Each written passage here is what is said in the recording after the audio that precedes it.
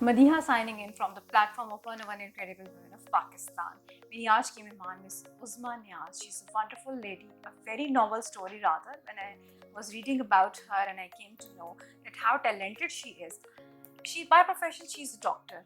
आपको पता है डॉक्टर एक ऐसा मेडिसिन और बीइंग अ डॉक्टर एक ऐसा प्रोफेशन है everybody dream of कि काश मैं डॉक्टर बन जाऊँ या काश मैं डॉक्टर बन सकती. Even parents whenever a child is born, especially if it's a girl, they always think कि हमारी बेटी बड़ी होकर डॉक्टर बनेगी. But when you have such an accomplished profession, you're a doctor, and even then you're doing so much apart from what is your basic qualification. That is something that actually hooked me reading more and more about her. And today finally she's here with me to talk about how she started and how amicably she have had been handling so many platforms altogether. Assalamu alaikum Uzma. अस्सलाम वालेकुम। उज़मा इतनी जब हम बात कर रहे थे और वैसे भी जितना मैंने आपके बारे में पढ़ा है मुझे बहुत ज़्यादा इंस्पायर किया आपकी स्टोरी क्योंकि you were doctor by profession and then you started teaching और हम कहते हैं कि teaching is a very noble profession क्योंकि नबी पाक सल्लल्लाहु अलैहि वसल्लम का प्रोफेशन था और इसकी एक बड़ी वो है. लेकिन जब आपके पास एक चॉइस हो that you are a doctor and you can have your own clinic and you can mint money like anything. True. And then teaching, which is a very hard profession because you have to give your best. To have knowledge is nothing, it requires a lot of communication skills. Absolutely. So do you think कि वो communication skills थी जिसने आपको empower किया to become a teacher and to deliver whatever you were having, or by luck you was dropped into this profession? Okay, first of all, thank you for having me over, and it's a great privilege to be acknowledged for whatever little work one has done. I really appreciate it. Thank you so much. Like you wanted to know how did this happen? Yes, I was a doctor and nobody forced me to become a doctor. It was just naturally because I was scoring good marks in academics and sciences. So it was a very natural choice. Such a long time back, that is the only choice we had. Either you became engineers or teachers or doctors. So I took it because I enjoyed studying. As well. She had the background of sciences. Academically, she was doing very well, and she started something very different from what. Very different. So, do you know her as well? Saroj? Yes, I've known her for now about 15 years as a friend, but I met her about 30 years back. Right. Yes. So going back to your own story now. Yeah. Okay. I became a doctor, but when I was doing my internship, and I was treating little children with meningitis or diarrheas and putting needles in their heads, and then some of them were dying in our hands, So I could not sleep for nights.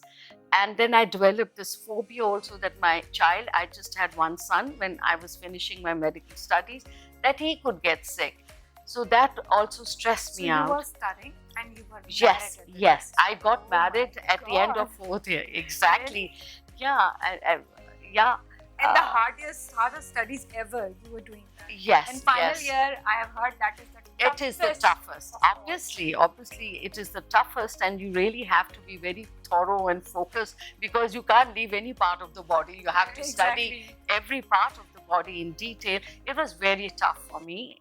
Even my pregnancy, it was tough. But I think with the support of my parents and my in-laws, it was quite supportive, and they made it comfortable for me.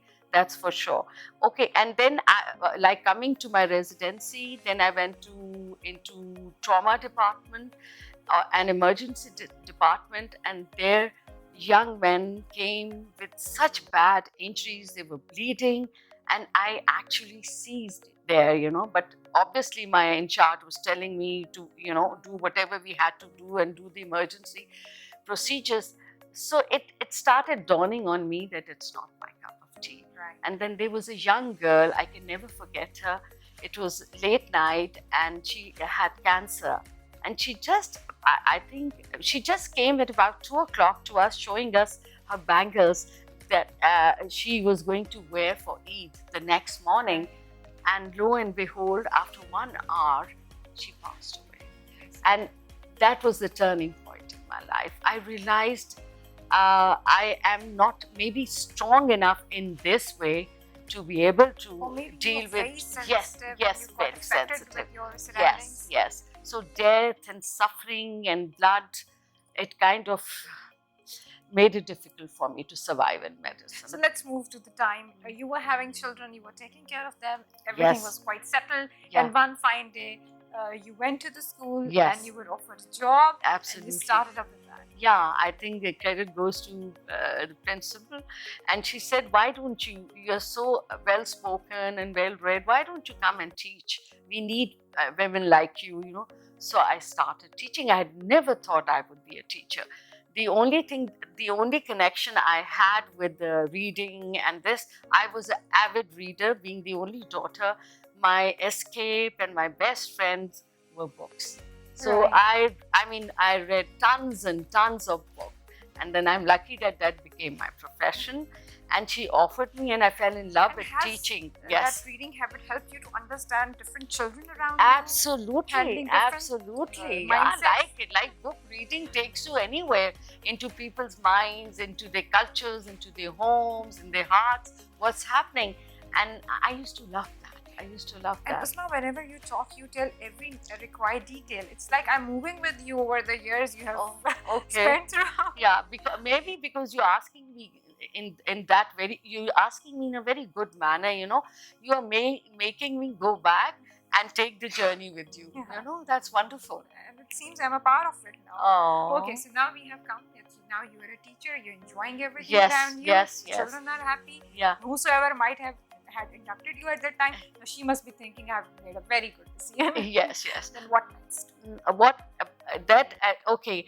Now, my another fascination was from the news readers on TV in 1960s. We started having television, and the more the news readers, I found them most fascinating. And then in our childhood, radio used to relay stories every day at 8:30, and I would listen to them religiously. And I always dreamed I'm reading news and I'm narrating that story on radio. And it stayed with me. I went for an audition on TV for news reading, but they wanted an Urdu news reader. So I thought it was not my cup of tea again. So I just left it. Then I was caught up But with you had always been doing whatever was making you happy. Exactly. You enjoyed it. Yes. Then I tried asking people for giving me voiceovers, but then, you know, I didn't have a professional experience and I didn't get encouraged in that. I was wrapped, but I was enjoying my teaching very much. And then one fine day I had been talking to my children that I want to do voiceovers, I want to read things to children, and I want to get across to them because they have unbiased, unpolluted minds and make an impact in their lives and teach them morals and all that. And the best way was stories, because I love reading books, you know, and I loved listening to such things. You get the feedback of your work Yes, there, and yes, absolutely. You can see what you're delivering, what is coming back to you. Yeah, teaching is so rewarding. It's unbelievable. You see that glint and light in their eyes when they comprehend something, they understand something, and it's an amazing experience. Like, you know, people have different passions and talents. So when you're doing that, you forget the entire world and the time stops for you. And that's how it is with me. And then one fine day, I think even I was brought into teaching by Allah's blessings, I must say. And then even storytelling, because my daughter was motivating me all the time. I just, okay, you turn on the video and I'm going to read a story. And we just put a stack of books and put the camera on it. And my daughter said, okay, you're on. And I started reading. It's comparatively difficult to talk in front of the camera, no matter how fluent you are, how proficient you are in speaking and talking and communication skills and everything. But once you are in front of the camera, it's comparatively another thing. Yeah, you become very conscious. Exactly. Yeah. So how was that? Were you able to manage it in one go, or you thought? I shouldn't brag about it. I think it was in me just the first minute when I began with the first line, and then I forgot. And I think it just came naturally. Yeah, it didn't make any difference to me. Yeah, there's camera or no camera. It didn't make any difference to me. And I was surprised. Exactly. I was surprised at myself. So yeah, that's true. You know, we need to spend time with ourselves and think time with ourselves and try to discover ourselves. But for me, it was lucky. It just started happening and things started rolling. Now I'm also reading stories for Scary Yummy Group. Every Saturday I'm doing that, and I've been doing live Urdu and English, but now just English story reading to children, and I love it because I know the children are listening and they're absorbing, and these morals, these stories will stay with them and maybe turn them into better human beings. Beautiful. Yes. This is my last key. One movie you have to make. What is going to be the topic of the movie, and whom are you going to cast? No, that's a very difficult question. A movie, I have never thought about it. Now, let's say you have to write story of you. Maybe I would like a story about a child having difficulties physically. Maybe he's an invalid, or she is handicapped, and how they evolve and how they succeed in life despite of all the odds in their lives. Yes. Thank you so much, Yes. Uzma. It was lovely talking to you. There were so many messages through your conversation. Thank you. We have been able to drag out and deliver to the viewers and audience right now. Thank you so much. Thank you so much for having me.